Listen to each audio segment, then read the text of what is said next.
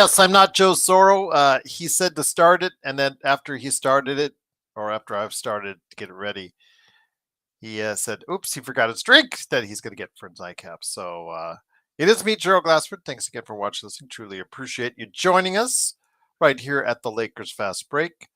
Of course, I'm going to let Joe take over here in just un momento, por favor. Hopefully you have enjoyed our content. We're at 1,930 subscribers, only 70 more to go. Can we get to the magical 2,000 subscribers before the end of the month? Yes, I saw someone that did subscribe while we were off the air. Thank you for subscribing, everyone. Yes, Joe Soro looks a little different. Yes, he said to hit the magic button, and as soon as I hit it, he's like, "Oh, I have to go get my drink." It's the Nightcap. Of course, you got to have a drink. I have a drink right here. Before we go into details, did you guys have a good Thanksgiving? I'm still eating my leftovers that we had. Actually, it was pretty good. I heated up a crab boil during the interim while we were between shows. So JSJ said, "Let's get wasted." Yeah, crab boil's really good as far as the leftovers are concerned. So with that, Joe is looking like he's getting ready now. So I will hit the magic intro one more time. Are you ready, Joe? Okay, Joe, give me the thumbs up when you're ready. Give me the thumbs up. Okay, all right, here goes nothing with the Nightcap with Joe Soro.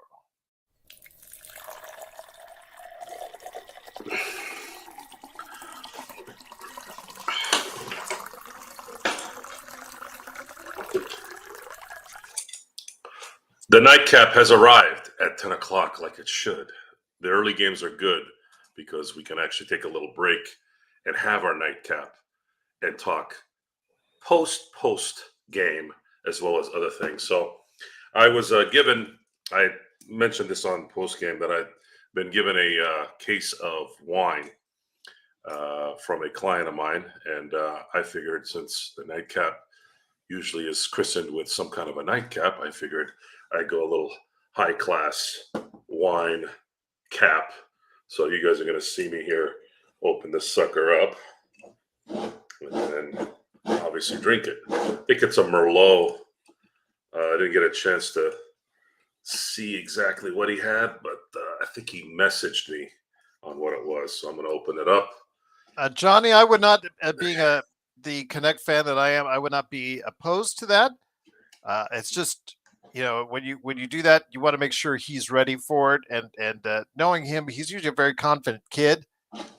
So I'd say, yeah, especially being 23. So why not? Why not go ahead and run a lot of the offense that similar to what Golden State does with Steph Curry?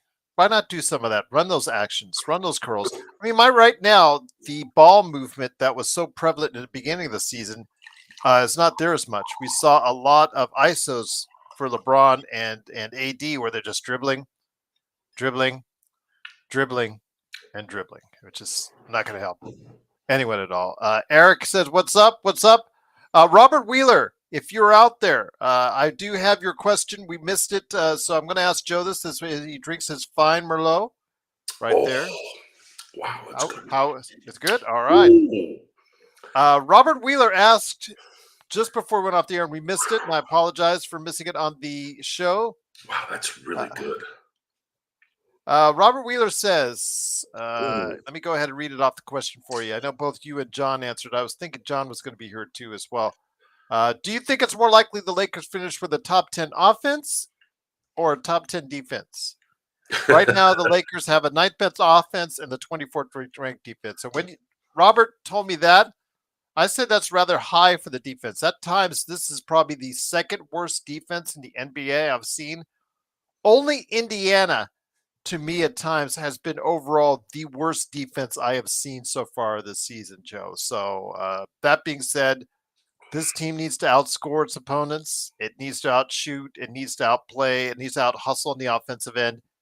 I think that a top 10 offense is feasible, but a top 10 defense is nowhere in sight. No, because there's only one guy that actually plays defense on this team with any kind of talent, and that is Mr. Anthony Davis. And if he's not engaged because he's playing apparently someone who's, I guess, good. Gobert is another big tonight that ended up taking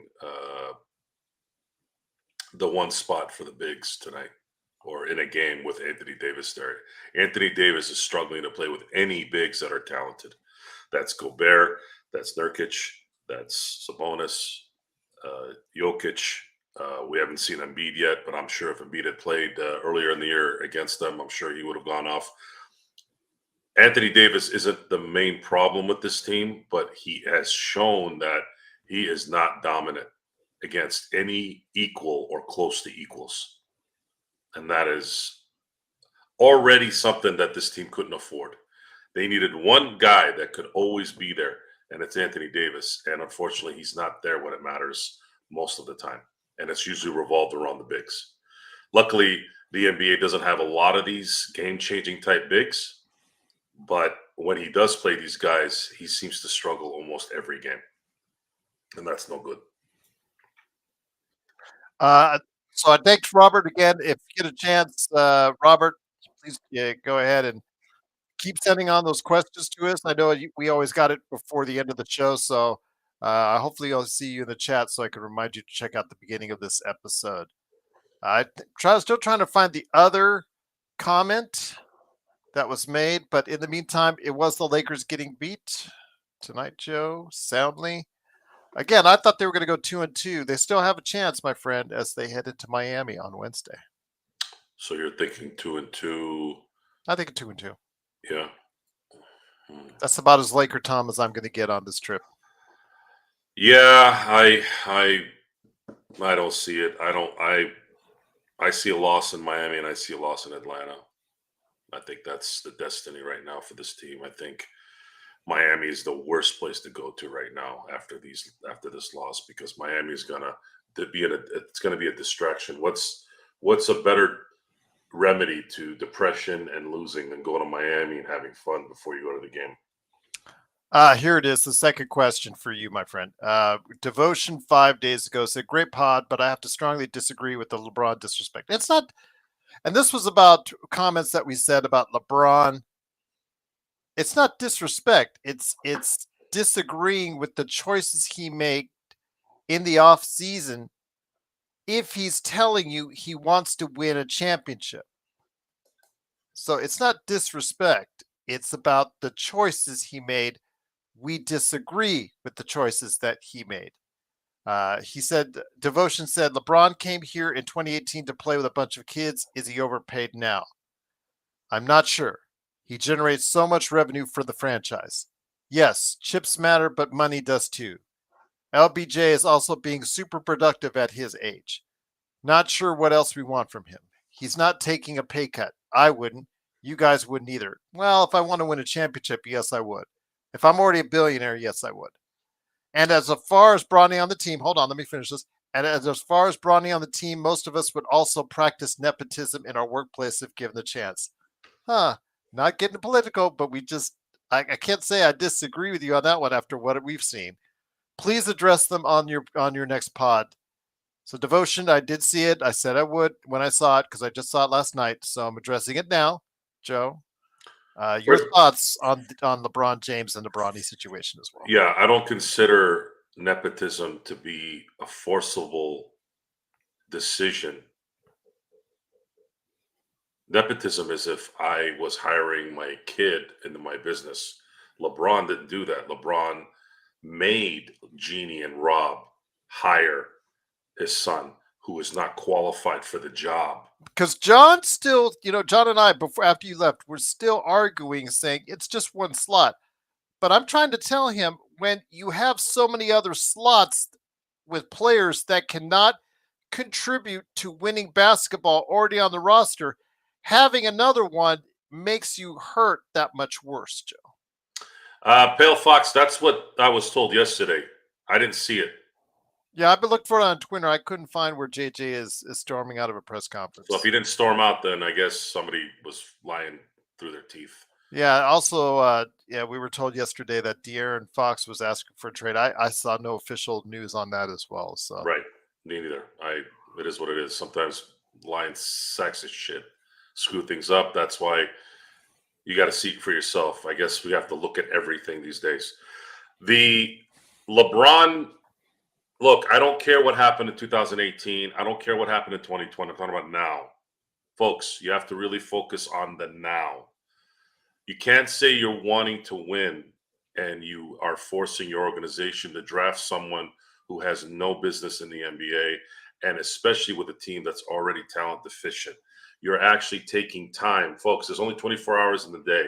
You actually had people taking time, which had Bronny deserved this much time on him. Zero amount of time. The amount of time you spent worrying about this guy who can't play in the NBA when your team is hurting for talent it's more than just what stats and all this crap is. It's about focus. Their focus is not about winning. I'm not going to waste my time supporting something if they're not going to be winning. So there's a brand new story up from Dave McMenamin on ESPN saying LeBron opened up his 22nd season saying he planned to play all 82 games. With LeBron in the middle of a brutal shooting slump, JJ Redick said the plan may be revisited. I don't know that it's in the best interest of him and us.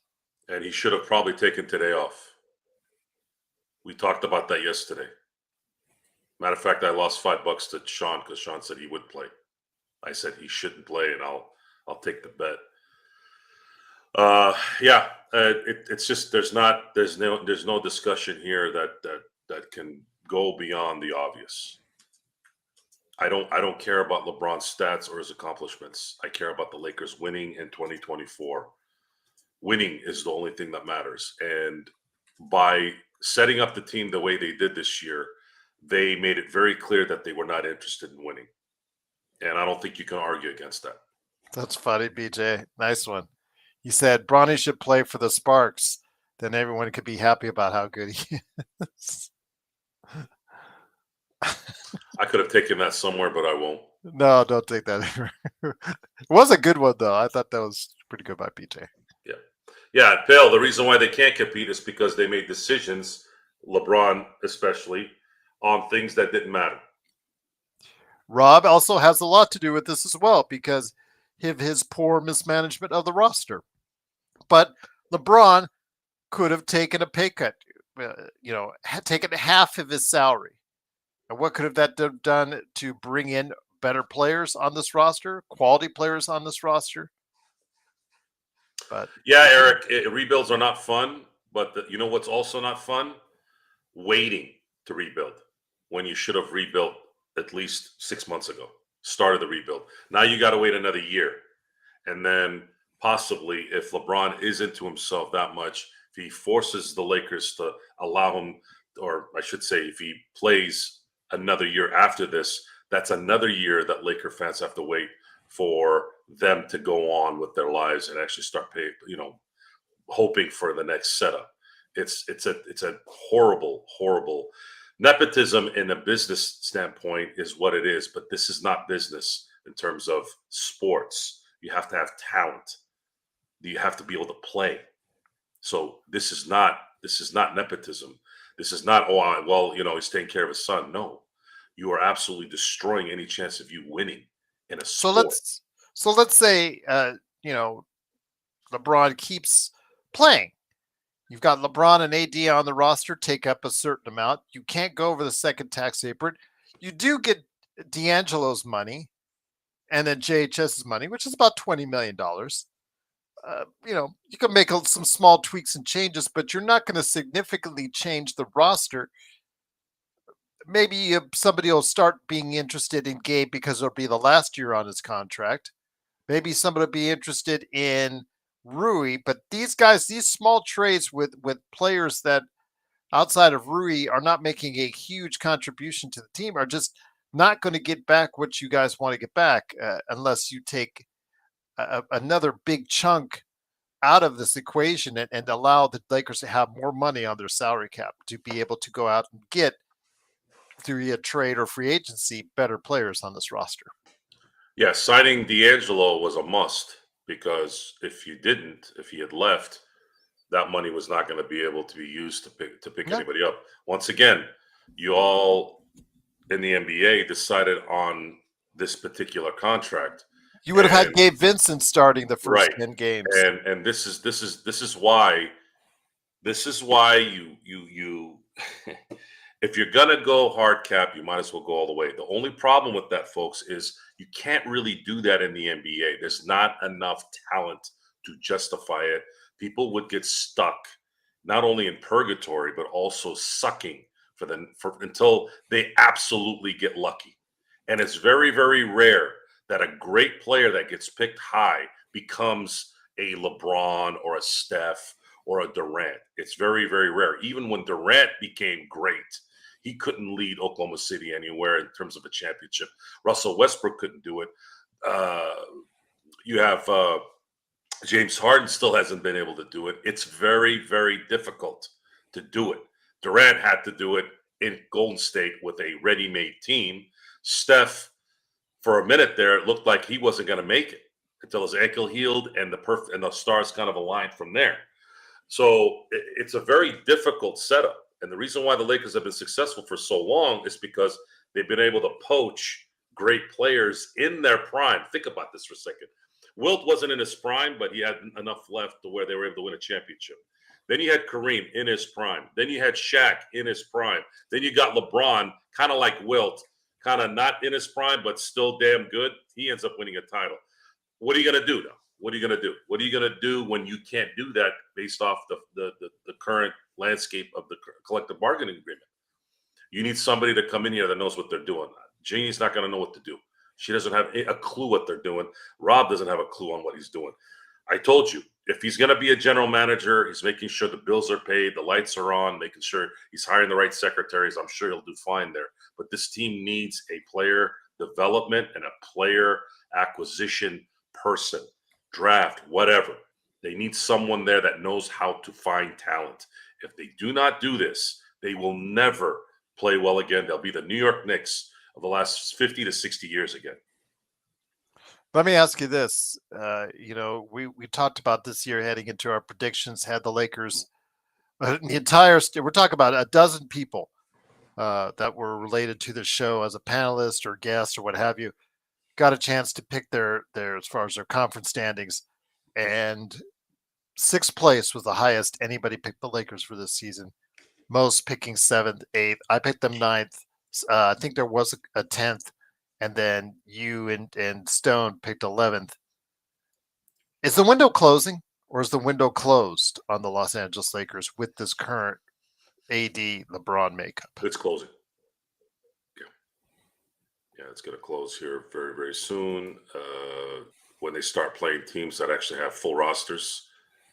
If you look at the schedule, let's run that down a little bit. I wanted to run this down for the nightcap a little bit. I didn't want to, because we talked so much about the game and so much about kind of the negativity of things. But this is now really focusing on what has gone on so far and why the Lakers are actually in the position they're in, which is pretty much the exact same position they were last year, and why it's going to be worse later this year. So if you look at how the season started, so they win their first game in Minnesota at home. Not a surprise. I actually felt pretty confident they were going to beat Minnesota. They beat Phoenix, which it was at home, and they had a couple days break. Kind of still understood that. The win against Sacramento was surprising, just because it was based off of the last few years where Sacramento was beating them pretty well. They won that game, and I thought that was probably going to be a very good game to look back on and say, you know what, they completely earned that. Cool. Then they went to Phoenix a couple days later. They should have won that game, but they didn't. And that game, those kind of games, when you lose them, magnify the losses so much, because then they went on a 2-game losing streak. They got whooped by Cleveland. They barely beat a Scotty Barnes-less Toronto team. If Scotty Barnes plays on that team, they probably don't win that game. And then, of course, they played Detroit. Should have won that game, under normal circumstances maybe. But they got whooped by Detroit, and they were a healthy team. Memphis was a healthy team, got whooped by them. Then they beat Philadelphia, Toronto, Memphis, San Antonio, New Orleans, and Utah. They win 6 straight. Philly, they didn't have Maxey. They didn't have Embiid. Toronto, again, they didn't have Scotty Barnes again. Memphis, I think John Morant was out, as well as Desmond Bane was out. San Antonio, was Wembanyama out on that game, or was he? He was playing, right? He was playing. That's the one where he got hurt. Remember, he got hurt though, right? Okay. Yes. So again, there's been some fortunate games in there where they were able to get the win. And again, that's how it kind of works out sometimes, and that's fine. But where you look back on the season, and the two losses to me that really hurt is and kind of sets the psyche is losing to Phoenix when he should have won that one, and then of course losing to Orlando. So if you look at this team, and if they're sitting at 14-7, you probably feel a little bit different tonight than you do now. But that's the point. The point is they're not good enough to win those games, because they lose to Orlando, then they get whooped by Denver again, and then they get whooped by Phoenix. It's just, and they beat San Antonio and Utah in the last 4 games. They get destroyed by Oklahoma City, or I shouldn't say destroyed, but they ended up losing. They ended up shitting the bed at the end, like they have been here the last few years. They are who they are. This is kind of who they are. If they were going to show signs of kind of maybe being better than they were last year, I truly believe that they would have won the Orlando game, and they would have won that first Phoenix or the second Phoenix game in Phoenix. Those kind of games can shift a lot of things and tell you a lot about your team. But they didn't. They didn't. And they are where they are right now. And I'm worried that this thing is going to start coming off here on Wednesday and on Friday. There's a very good chance that we could look back next week at this time and them being sitting at 500. Now, I'm picking them to beat Portland at home, but Portland also likes to shoot threes. And if the Lakers are lazy and aren't focused and are letting D'Angelo Russell be the top scorer on the team, there's going to be a problem there. Thanks, BTS says Dennis has found Jesus and playing like an MVP. Well, he found a loss tonight. So I don't know, against the Bulls. They got beat by 26. So whatever he found, it wasn't a win tonight. It wasn't Jesus. Maybe it was Saint. Maybe it was Judas. Yeah, 60 points, 10 assists. Good, yeah. Good overall game for him. Oh, 6 from 3, though. Yeah, that's not going to help your matters. But yeah. He didn't. They're 9-13 BTS, so he isn't finding Jesus enough to get wins. So, Jeremy says we don't deserve a trade at that point. We don't have the potential. No, all these trades you guys are talking about for this player, they're just marginal upgrades. They're not going to have you hop over 6-7 teams in the Western Conference. I don't know who we're kidding. I'm not trying to kid you guys at all. I just try to tell you the truth.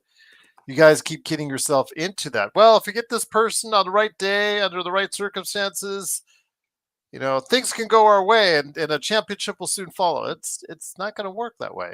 Unfortunately, with what we have to offer, what we will probably get back in a trade is just not going to be enough to have us move that high up the ladder. So, and I know somebody in the chat earlier said something about, we should trade. Make trades and just rebuild from here. Trade it all.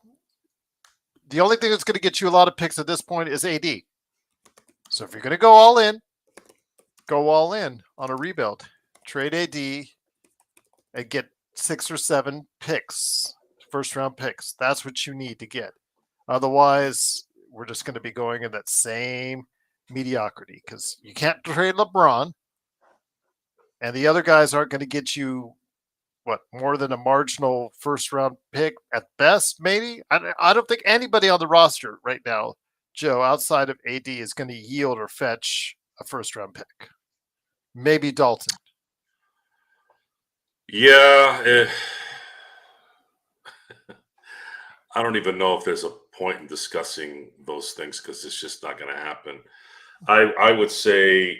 I would be in serious thought. Let's just say for fun. But Kyle Bridges got 6 or 5 and a pick swap. Jeremy, let's just say do the math. Let's just say at the end of the year, right? Let's give it to the end of the year. The end of the year happens, and we're here. let's say Cleveland has a Eastern Conference appearance and they lose to the Celtics. And they feel pretty good about themselves. They feel very good about where they're going. Let's say LeBron surprises everyone and retires. And then now you have to figure out, do you look at someone like AD and you're like, hey, look, AD, we know that, you probably don't want to be on a rebuild.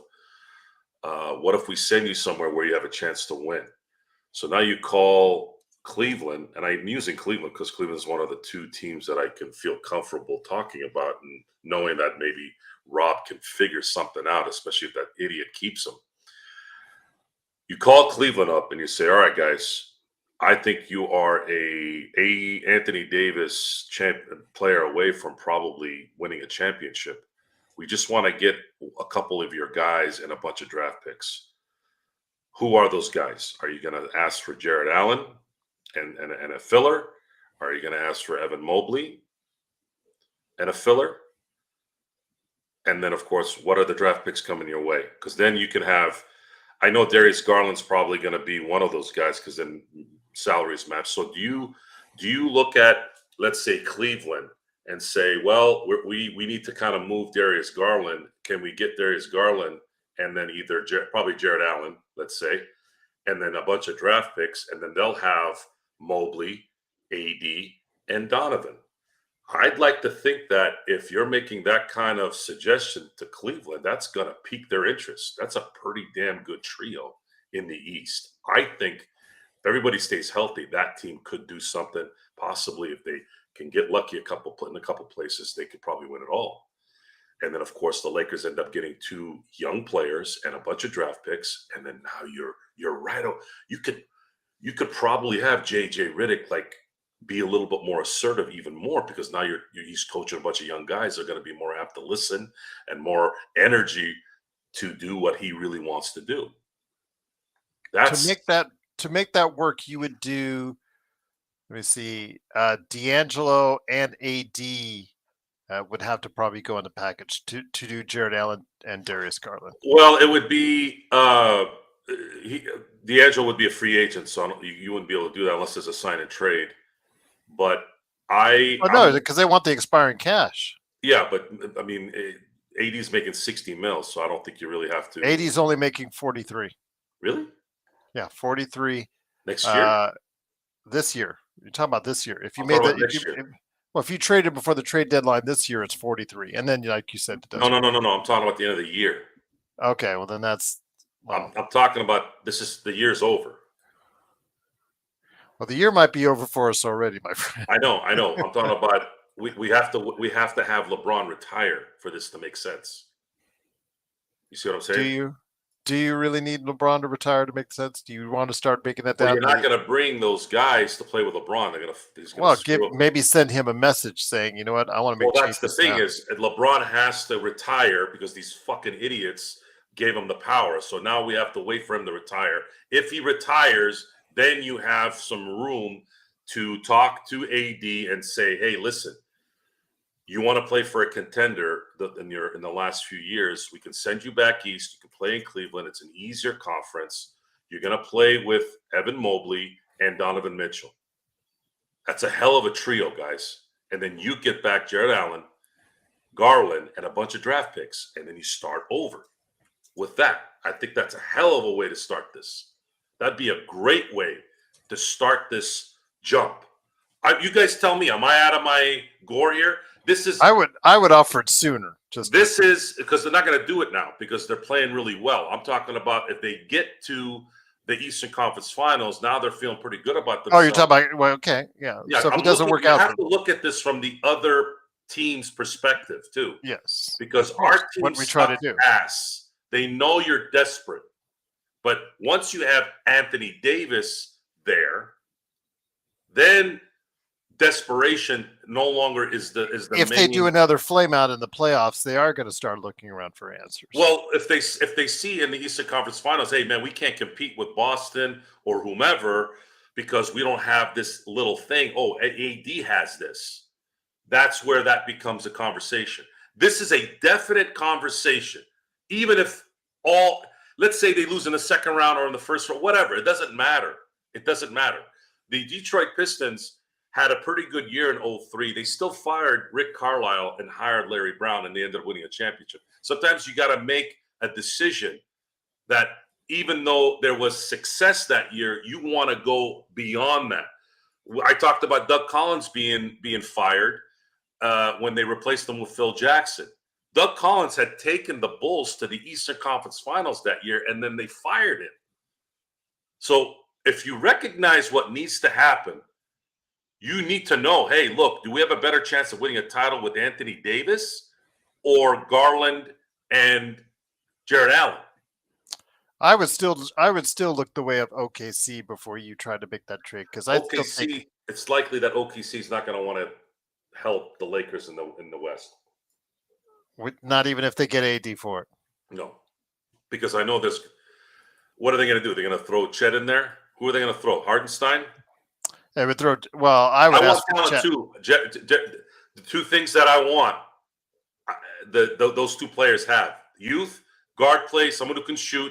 It's not just, we're going to give away AD for a bunch of draft picks. Draft picks mean nothing unless you actually have talent on the team as well. Well, the OKC has a ton of young talent that you could choose from. Again, Chet would probably be a centerpiece of that.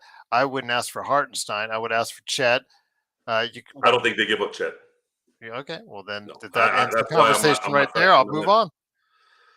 Yeah, I wouldn't. I just don't think they'd give up Chet. That's the thing, and I wouldn't. Then there's no point at that point. If they offer Chet, sure, but then at the same time, is Chet the guy you want? This guy gets injured when he sneezes. I don't know. I'd rather have something a little bit more stable, and I think we need a guard that can shoot and actually create. Yes, I will give you. I'll give you that. That he's playing incredible this year right now for Cleveland. So yes, last year he had the broken jaw. So yeah, if you look at it from Cleveland's perspective, which we try to do here in the trades, as far as not just Joe, just me as well, because when I always ask, it's like you guys have these guys trade these crazy trades that you guys always throw out there, and I'm like, if you're the GM on the other side, do you say yes to any of these trades? And all these trades, 99% of them, they're going to be no, because they're just that one-sided. So a Cleveland trade, if it doesn't pan out with Cleveland after the great start that they've had, that's something they could definitely consider. Yeah. And we're factoring in everything here. Who's going to work with these guys? Who's worked with them? Cleveland, I want to know, Jeremy's saying, how Boston operates with all the starters unlike Max Money. Well, it's because they're in the second tax apron. They have made the sacrifice, and they are willing to pay all the penalties and taxes right now while the getting's good. In 2 years, Joe, it might be different because those extensions for Tatum and Brown kick in. And if they don't keep on winning championships, definitely the thought process is different, Joe. Well, last time I checked, Boston owners are selling. Mm-hmm. Right? Yes, that is correct. So they know what's coming. You're noticing that the old regime and the old owners are all selling. We saw Phoenix sell. Now, Sarver was kind of guided a little bit, but it's not a surprise because Sarver had a reputation of being a Timo Donald Sterling, if you will, or a Wish Donald Sterling. And then you had Mark Cuban, who had some issues in the offices as well. And slowly, after a few years, when that kind of died down, all of a sudden he's selling the team. A lot of these guys can't operate like they used to. Now it's becoming bigger guys and guys that have a little bit more resources and a little bit more cachet in the business world, believe it or not. I know Mark Cuban is a billionaire and he's got a lot of cachet as well, but he's probably at a time in his life where he doesn't want to deal with it as much. But you're going to start seeing a lot of these old owners, the owners that have been around for the last, let's say, 20 years. They're not going to be able to handle competing with these aprons. And what kills me is these idiots agreed to this deal, and now they're bouncing. Why did you agree to this? Why did anybody agree to this? Why did the players agree to this? Because now you're going to get stuck. De'Aaron Fox didn't sign an extension because he's betting on himself for next year. He's one of the few guys that's not going to risk being stuck in Sacramento. But what if he gets hurt this year? Now he's going to hate himself. No, Seven. He's talking. Joe is talking. If it goes south again for Cleveland this year in the playoffs, just letting you know that he was talking about a what if. If it goes south again for Cleveland in the playoffs, they might look to Lakers and AD to try and see if they could make a change. J Bay, I do want to say that he said kind of like that Garland and Allen trade to the Lakers, though. Build around those two with Connect, Christie, Shafino. Shafino will not be here for a rebuild, J Bay. He is a free agent at the end of the season. The Lakers have not extended him for a third year. They declined that option. I used Garland and Allen as an example because two reasons. They're two players that this team needs. Jared Allen is kind of an intangible guy, and his contract is very friendly. He's making $20 million a year. And then Garland, there's been some talk in Cleveland that there might be some redundancy with ball handling between him and Donovan Mitchell. Donovan Mitchell needs the ball in his hand to be effective. Darius Garland as well. And you're paying both those guys near the same money. And you don't know if you're going to run into a Magic Johnson, Norm Nixon type situation where there's just not enough of a ball to keep him happy. But what happens in that scenario, there's a lot of scenarios on why I picked Cleveland. There's a relationship. There's been transactions with that team. Therefore, we're not going to have to worry about how the Rob and his dinkus reputation is going to cause a rift. So we know that Cleveland's worked with him, and there's a good chance that if the offer makes sense, they'll do it. Plus, I think, just based off basketball knowledge, that I really like a lineup, even if I was playing objective guy and a guy that didn't know anything about anything, like Lakers or whatever, and I didn't have a dog in the fight. I really think an Evan Mobley, Anthony Davis, and Donovan Mitchell team is a legit three. Or Darius Garland, you meant Darius Garland. Huh? Oh, you're talking about on the Cleveland side. On Cleveland side. Yeah. My bad. Sorry. But yes, just wanted to go ahead and touch on second apron. The penalties for that, because somebody was asking how does it affect you in the draft. Teams lose the ability to trade first-round picks that are 7 years in the future. And if teams remain in the second apron for any 3 years in a 5-year period, their upcoming first-round draft pick is automatically moved to the end of the first round. Which, if you're winning championships, Joe, that won't really matter much, will it? No. I'm making a point to make sure that Cleveland feels like they get the best out of the deal, because that's the only way a trade like that would happen. If Cleveland feels like it's not a good enough deal, it would never happen. Donovan Mitchell, Anthony Davis, and Evan Mobley is a hell of a three, especially in the East. That thing could do it. You could win. You could win something there with that trio. And as far as the Lakers are concerned, you get back an athletic 2024 style big, and then you have Darius Garland, which coincidentally was the fourth pick in the draft pick that we gave away for the LeBron trade. I'm sorry, not the LeBron trade, the AD trade. So there's a little bit of it's kind of poetic that would be kind of a reversal from what it was when they got AD. I like Darius Garland out of the draft. I was trying to figure out a way where I was like, man, is there any way they can not have to put the first round pick in there? Because I really want Darius Garland, but I knew that was going to happen. So the Lakers start the rebuild pretty quick with an athletic big and a very, very talented ball handling, good shooting guard. And then you're going to have a bunch of draft picks in there, even if it's just 4 picks instead of 6. Even if it's just 4 picks, 3-4 picks, now you can start rebuilding. The problem, though, is are these idiots who are running the Lakers going to be able to draft well? Because they haven't been doing that lately. So what are they going to do there? Is Jeannie going to fire Rob after this? No. So we still have a lot to worry about after that. I don't know if there's a chance that they can go get Bob Myers or Tim Conley at the end of the year if the Lakers flame out. A little bit of me tells me if the Lakers really tank, not on purpose, but just really hit the craps, and they don't make the playoffs, maybe that would be enough pressure from us, the observers and the media, to say, you guys suck ass. Rob sucks ass. We need to get rid of this guy. She finally, submits to it and hires someone that actually knows what the hell they're doing. But that means she has to pay that guy good money, which is probably why she doesn't have somebody there to be the player personnel guy. That's a problem. Well, again, that all leads you into what you and Jeff were talking about as far as starting a movement to get the Guggenheims full control of the Los Angeles Lakers. Yeah, the Guggenheims, you're going to be hearing this a lot. This is something I'm going to repetitively say and not feel bad about. It will be Groundhog's Day on this subject. The Guggenheims have to take over the Lakers here in the next 3 to 4 years, because she is not capable of running this team. It's just she's not. She doesn't know what she's doing.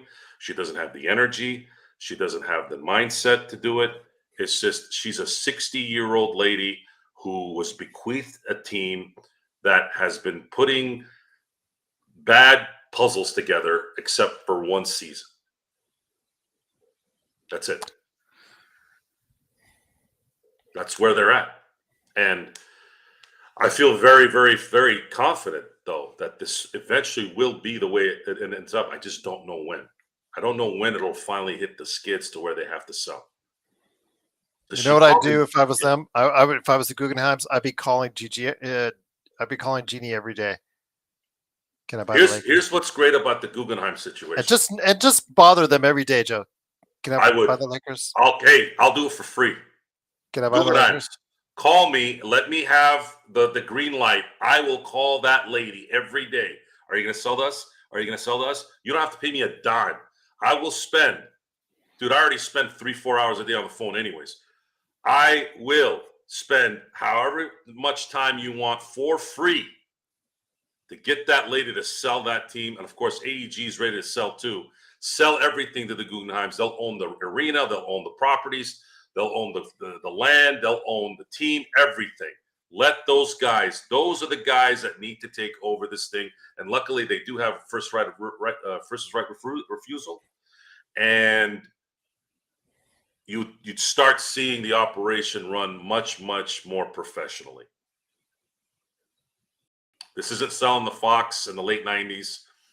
This isn't selling to that dick face Frank McCourt. This is the Guggenheims. The Guggenheims, if you look at the Dodgers run from 2013 till now, it is phenomenal what they've done. And it's going to continue. The Dodgers are on a path that will rival the Yankees of the 40s and the 50s and the 20s. That's how this thing looks like it. This is where it looks like it's going.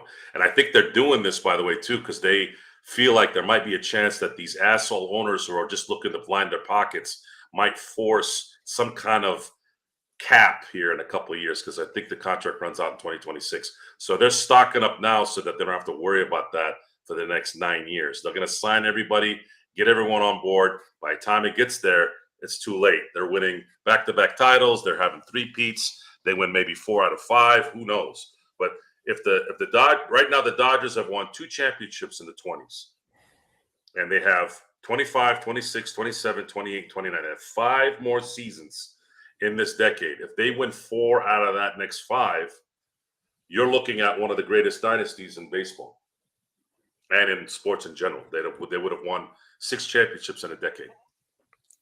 Pale, they're going to get their own. They're going to get expansion. No way the Lakers would ever leave Los Angeles and leave it to the Clippers. No. Someone asked me, is it a Laker town or a Dodger town? I thought that was an interesting question.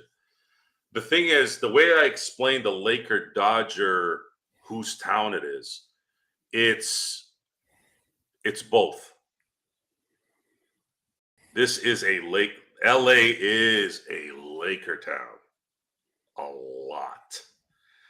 The Dodgers are a little easier on the pocketbook because it's baseball.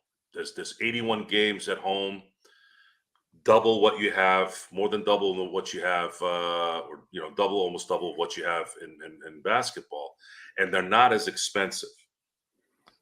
Can I ask you a question on the Dodgers? Mm-hmm.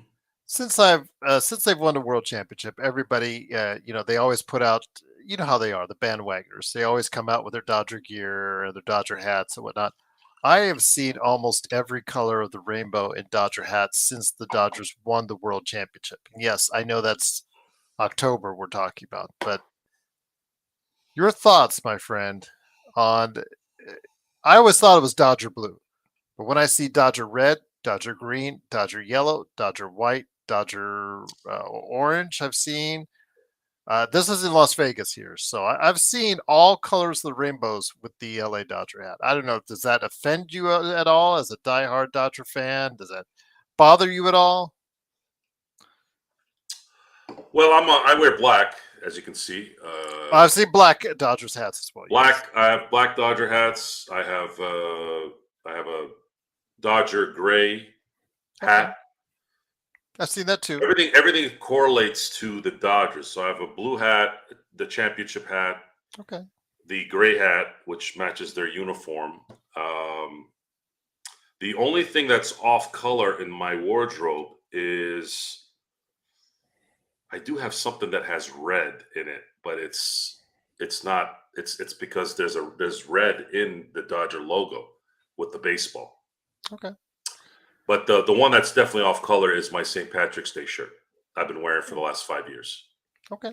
I'm just green. asking. It's green. It's green. So I'll wear a green LA. It's the LA logo on St. Patrick's Day. I wear the same shirt every St. Patrick's Day, and I got that after they won the 2020 World Series. Okay. As far as me wearing a red hat, number one, I don't really wear red hats in Or general. white LA hat or White, pink LA hat. white is difficult unless it's a championship type hat because it gets dirty quicker, and then red just doesn't look good on me. I don't wear red hats. My alma mater colors are red and black, Okay. but it would have to be some kind of a shirt. I wear different variations of Lakers hats, so I don't want to go too far on it. So I'm not going to be, I don't want to be hypocritical at all. But I just wondered if it bothered you as a fan of the Dodgers I don't give a shit. for so long. The Dodger blue. Remember how they were through the 70s and 80s? It was the Dodger blue, the Dodger blue, the Dodger blue. Now it's, any way you can merchandise the Dodgers. We all know at the end of the day, it's about Dodgers. Yes, and I understand, Pale Foss. It is about the breast cancer awareness with the pink hat, but I was making that as an example of it, asking Joe if it bothered him to see so many variations. I'll tell you what bothers me in terms of colors. I don't like that the Lakers don't wear their golden armor at home anymore as much.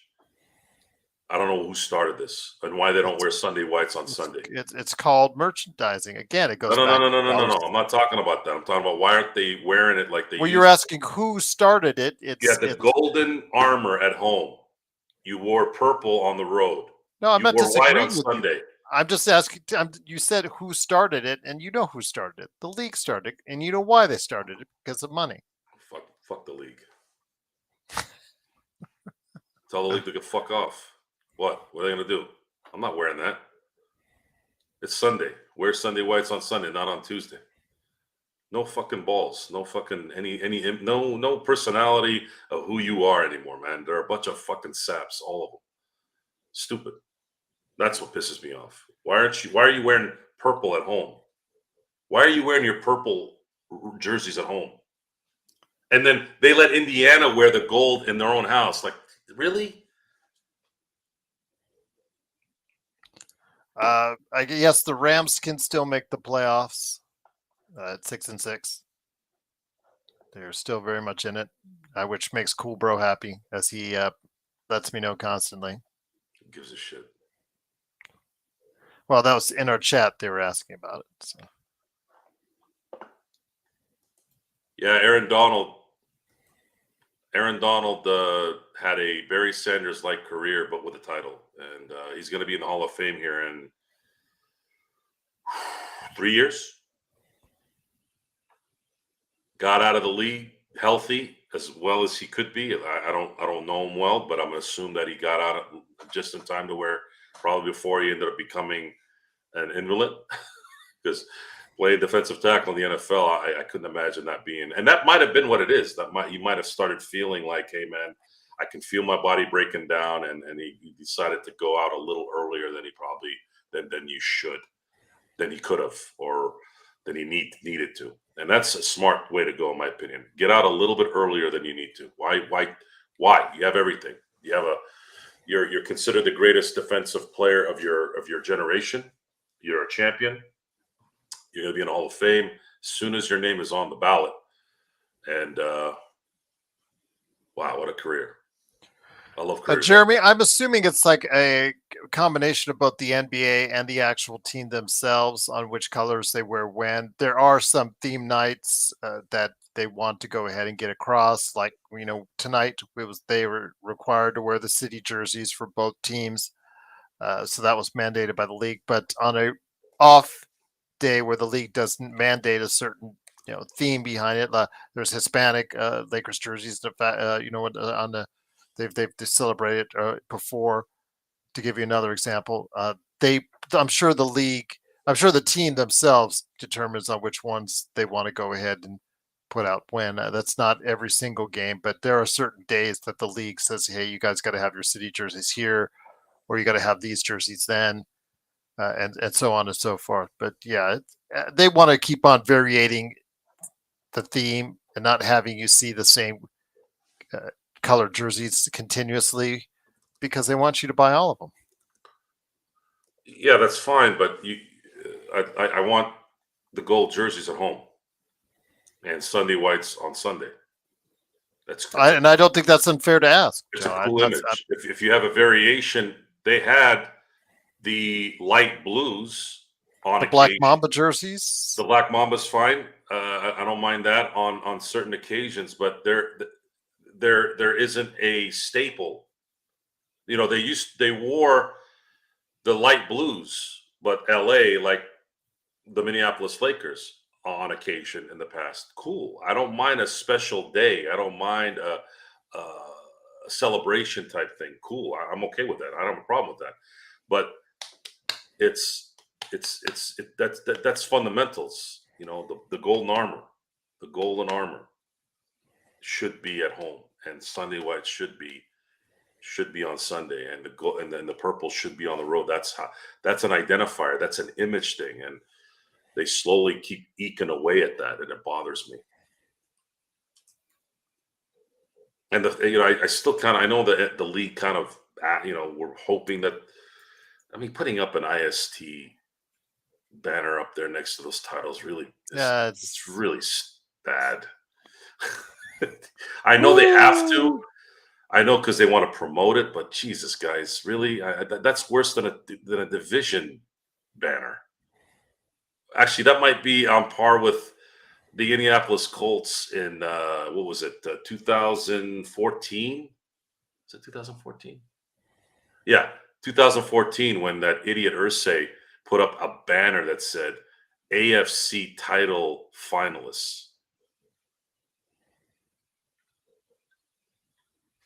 Seriously, I would have, if I was part of any kind of Indianapolis Colts fan club, I would have had everyone sign a petition and write a letter to that drunk idiot.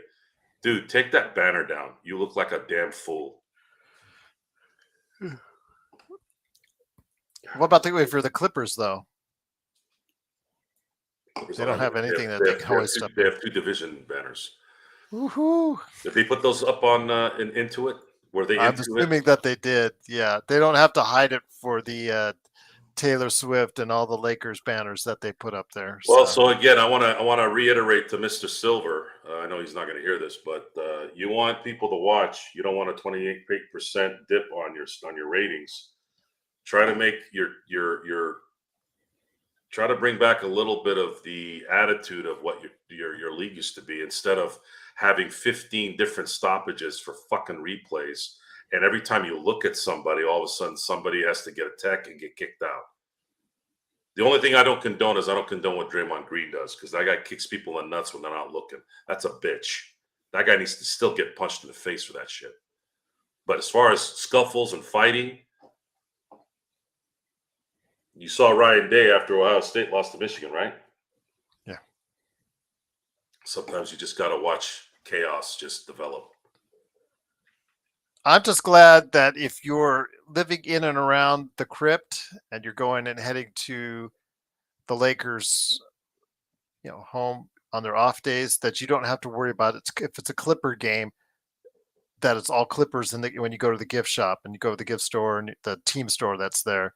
That pissed me off when I went there on a Lakers off day and it was Clippers throughout the entire team store stuff, because it was a Clippers game coming up later that night, and they had the Lakers stuff all like stuffed in like closets, and you could see like the jerseys, these $200 jerseys just sticking out like barely outside of the door because they couldn't, whoever did it did a half-assed job. And I'm just saying to myself, man, don't get it. I get it. It's and no, and everybody in there was actually asking for Lakers stuff, and they were all being sent away to the Lakers store in El Segundo. Why? Because it was the Clipper night? Yes, because of a Clipper night. Yes.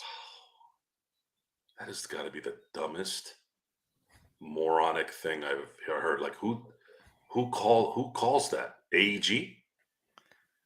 Who makes the call on that? Maybe the organization. I don't know. It's very tacky. Does Jeannie sit down with Ballmer and say, "All right, we'll make sure we ruin the integrity of our jerseys in some piece of shit closet so that you can have your shit," even though Laker fans are there that goddamn house was built by Shaq and Kobe.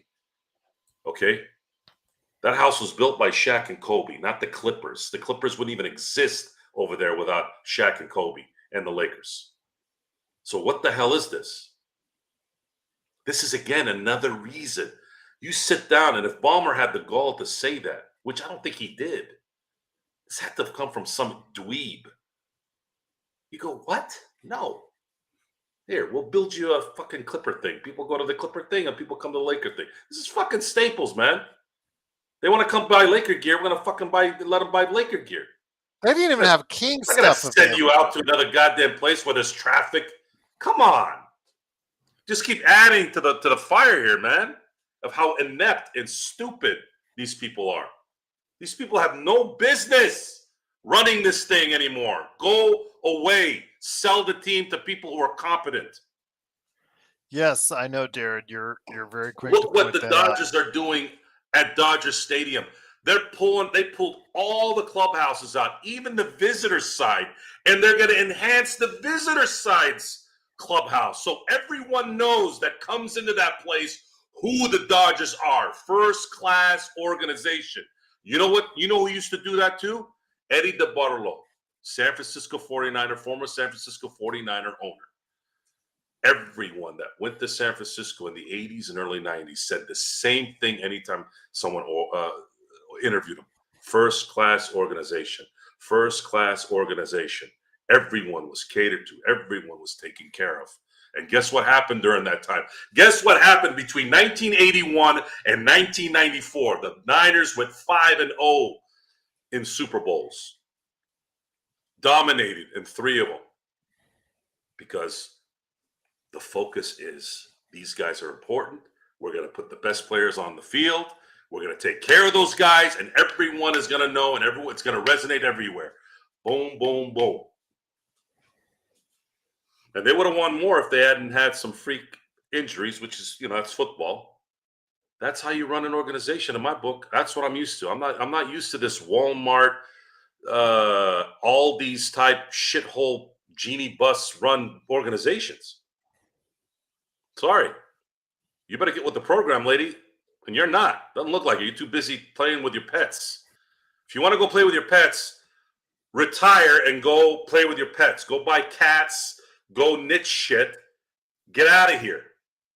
Give the adults, the real adults, the chance to make this thing work. Because the last adult that ran this is unfortunately gone. And he did enough. He put 10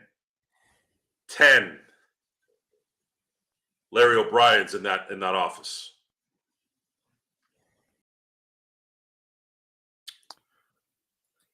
And now, I think we've done enough tonight in terms of heat. Did I put the heat on tonight? I wanted to get the heat on a little bit more. I just love it when those new people come in and you either like send them away or they just like, well, dude, chill out, bro. Chill out, bro. If it was chill out, that's fine. But that one dipshit saying that I said JJ Redick was great pissed me off because I did not say that. Don't put words in my mouth, especially when I said something 10 seconds earlier. If you're not paying attention, I'm going to make sure you're paying attention next time. Yes, you're going to pay attention next time now, or you're going to fuck off. Either way, I win. And I win not because I feel like I won. It's because now I have to hear stupidity from you. Don't be stupid. Open your ears. There's a reason why there's 2 ears and one of these. Now, in this case, it's this because it's easy to do this. That fucker would have never said that face to face, right? That's how the world works. People are usually cowards. There's very few people that will open their mouth in front of you. But at the same time, make sure if you're going to criticize someone or you're telling somebody to whatever, make sure what you're saying is true first. That's it. If you want to correct me and I'm wrong, I'm gonna say, yeah, I fucked up on that one. Sorry. But don't say I said great when I didn't. Yeah, he did, Mia. He said great. I read it. I remember reading it. I was the one that called it out. Yeah, so. yeah.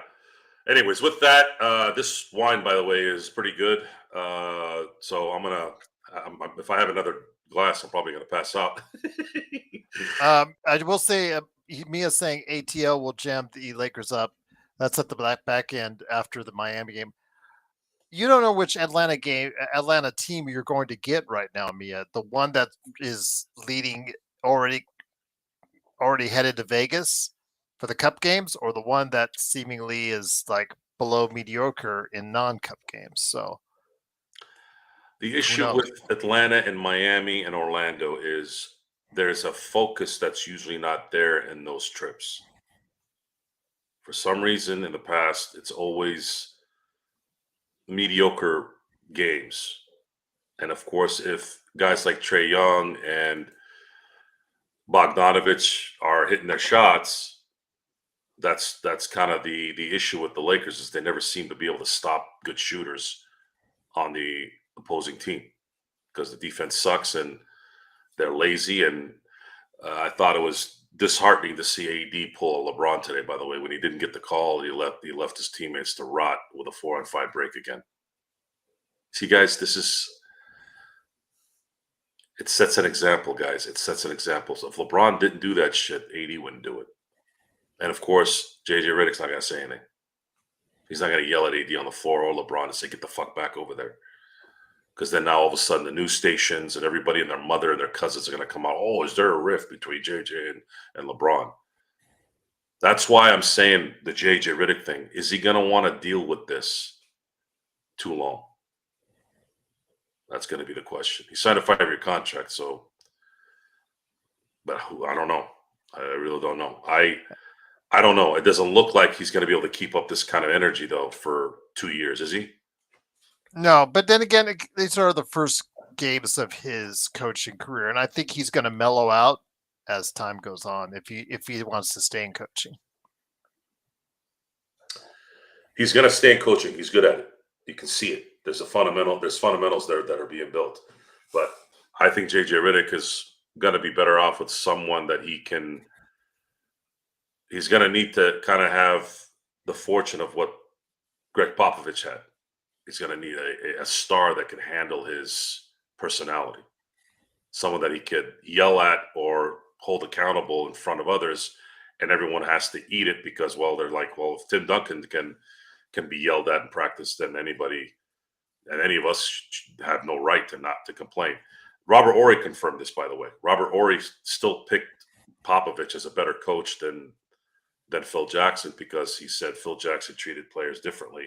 Popovich treated everyone the same. Now, how I would have retorted to Horry was like, well, Horry, it's a little easier to do that in San Antonio because Tim Duncan is the perfect athlete in terms of not being that diva asshole and getting butthurt. Like, you couldn't do that to Shaq. You couldn't do that to Kobe to a certain extent, especially at the beginning of his career. So what now? You know, what did you want Phil to do? They had to let Dennis Rodman go bang a bunch of hookers in Vegas for 3 days They're not going to let Bill Wennington do that, would they? But they had to let Dennis Rodman. So the moral of the story of this is every situation calls for certain activities, if you will. Not everything is black and white sometimes. Sometimes you got to gray stuff up. And that's kind of my button on that. But again, I want to thank you all for being here. This was a very fast hour for Nightcap, I have to admit. I don't know if it was because of the wine or just good conversation, but either way, I think it was good. The wine was good. The conversation but was I like good. that proposal that you have. It's something definitely if it comes to fruition and Cleveland does do another flame out, might be something that we should promote strongly. I think it's on the show something that needs to be discussed because there's a realistic situation there. But there's a lot of things that are going to have to happen before that's even close to an option. And unfortunately, I don't want Rob Pelinka pulling that trigger either. Now that I kind of went through the conversation, I realized, wait a minute, I don't think this should be a Rob Pelinka decision. I think if LeBron retires, Genie has to fire Rob Pelinka and get someone that knows what they're doing so that they can rebuild the team. If she does that, she can start getting back into good graces. But still, in the end, she's not capable of running the team. She's just not financially set for it. She's not financially networked for it. She has to sell this team very, very, very soon. And it just sucks because I think at some point it's gonna be later, and we have to wait. So Darren left you with this before we had announced. So the 70s Steelers, the 80s 49ers, and the 2000 Pats are the best teams ever over a period of 4 or 5 seasons. So unfortunately, I wasn't there for the 70s. I was born in 78. I was there for 88 and beyond. So I got a chance to see more of the Niners setup. My dad. I had to talk to my dad because my dad saw it all before he passed away. And the reason why, other than the 07 Patriots, I saw the Patriots as an amazing dynasty, don't get me wrong, but there was a lot of weird stuff there too.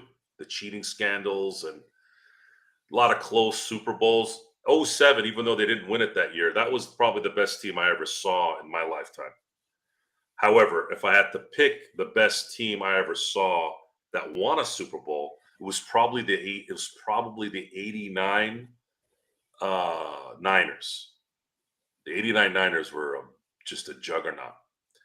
My dad said he probably would have picked the 84 Niners.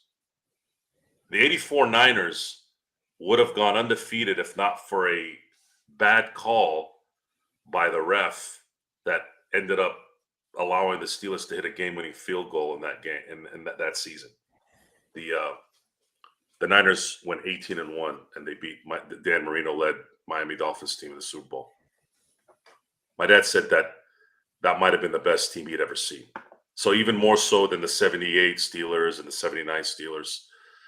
I think the Steelers of the 70s was the most perfectly constructed championship dynasty that probably, based off the information, based off the drafting, based off the coaching, that was probably the greatest assembly of a dynasty in football that probably the NFL's ever had. And I'll tell you why. In 1974, the Steelers drafted 4 Hall of Famers, and there was a guy that they picked up as a free agent named Donnie Shell, who also went into the Hall of Fame. That offseason, they accumulated 5 Hall of Famers. Number 1 was Lynn Swann. Number 2 was Jack Lambert. Number 3 was Mike Webster, and number 4 was John Stallworth. And then you still had L.C. Greenwood, Ernie Holmes, Dwight White, Rocky Bleier, Franco Harris, Mel Blount. There were a lot of guys on that team that were amazing that didn't kind of get notoriety from a public standpoint because there was so many great players on that team. L.C. Greenwood's still not in the Hall of Fame, and he was amazing because of the fact that a lot of the voters felt like there's way too many Steelers from that team in the Hall of Fame. So it's very hard to give you a legitimate answer on the Steelers dynasty because I wasn't there, didn't see it. But based off what my dad said, based off the history that I know of the Steelers, I think that was the greatest assembly of talent in football history. And they won 4 championships out of 6 years. The best team I ever saw was probably the 89 Niners. The 94 Niners were pretty amazing, but they had a little bit of a lull at the beginning of the year that year, whereas the 89 Niners were just an absolute just juggernaut, and they won a championship. So, yeah, if I had to pick, I'd probably pick the 89 Niners. So tomorrow you feel like an Inside Sports Fantasy Football? No Chris this week. Well, I got a great story for you. What happened tonight? With the Denver game?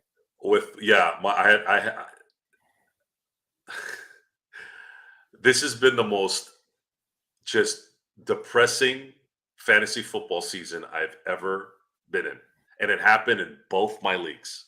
Oh man! So I won't even name the player that saved me tonight. I'll wait for the show. That's a tease, by the way, for those of you who want to find out. Tease. Just to put it in perspective, though, before this week started, I had more points than the number 1 player in my league,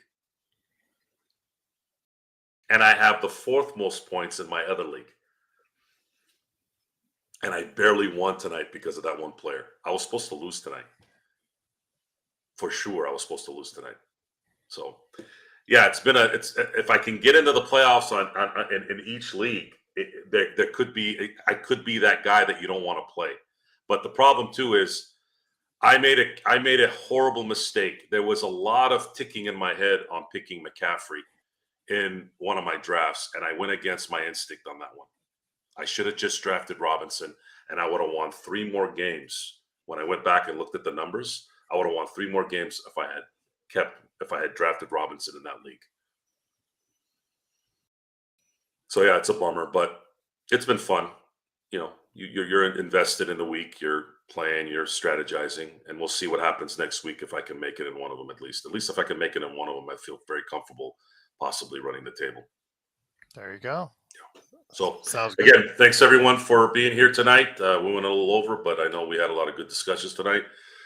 Sorry if I was a little too aggressive tonight. No, not at all. Yeah, sorry again. They like it.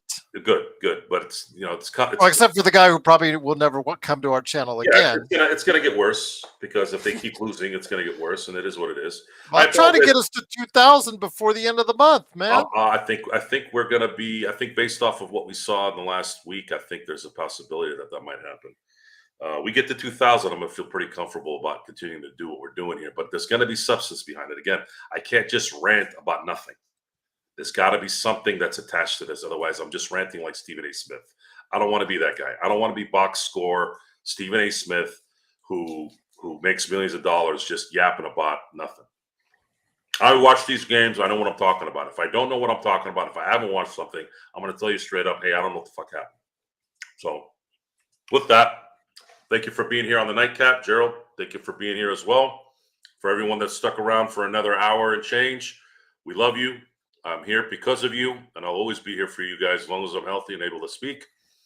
And we'll be back here in a few days for the Miami game. Hopefully, the guys aren't hungover for that game and they actually surprise us. And until next time, we'll see you next time.